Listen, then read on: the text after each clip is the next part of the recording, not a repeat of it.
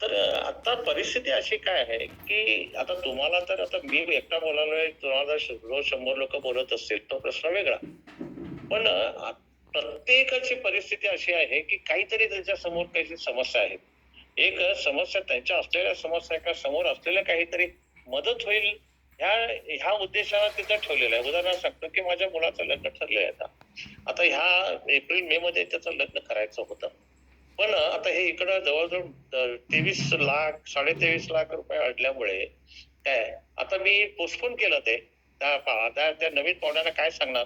हे सगळं आम्ही सांगू शकत नाही. पोस्टपोन केलं काही कारण सांगून. आता नोव्हेंबरमध्ये आहे. आता नोव्हेंबरमध्ये आहे म्हटल्यानंतर आता माझ्या खिशामध्ये जर तेवढा पैसा नसेल, तर कसं करायचं? मी माझं वैयक्तिक सांगावं अशा अनेक जणांचे असतील हा प्रॉब्लेम आहे, असं माझं वैयक्तिक सांगायला आहे. मग हे हे जे आहे ना, कसं करायचं? हा प्रश्न म्हणजे सतत सतावत असतो. रात्री कधी-कधी म्हणजे जागरण एक जाग आली की नंतर झोप लागत नाही. म्हणजे काय करायचं असं? असं आणि एक दुसरं म्हणजे काय होय, पण दुसरं इन्कम आहे आम्हाला सोर्स आता. दुसरं इन्कम आहे, की बुवा ॲडजस्ट होऊन जाईल. हा पण भाग नाही आहे. काय आता जवळ म्हणजे अशा परिस्थितीमध्ये आता जर का लेट झालं, तर आमच्या ह्या ज्या समस्या आहेत म्हणजे लग्न कार्य वगैरे जे आहे, ते आम्ही करायचं कसं? तर याच्यासाठी तुम्ही काहीतरी म्हणजे असे जवळपास असं असलेल्यांना काहीतरी तुम्ही म्हणजे मदत करू शकता काय? की बाबा हां, तुमची घरची समस्या आहे. त्या समस्याला की होऊ शकत नाही. आता लग्न कार्य म्हटल्यानंतर तुम्हाला कल्पना आहे, की योग्य वेळी ते केलंच पाहिजे.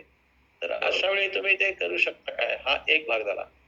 दुसरं म्हणजे आम्हाला एक हे तुमचं परवाचं जे रविवारचं जे ऐकल्यानंतर एक म्हणजे आशा निर्माण झाली, की तुम्ही म्हटलं की येणाऱ्या 6 महिन्यामध्ये 30% ते 40% आम्ही देणार आहे आणि उर्वरित जे आहे ते पुढच्या वर्षापर्यंत बाकीचं क्लिअर होईल.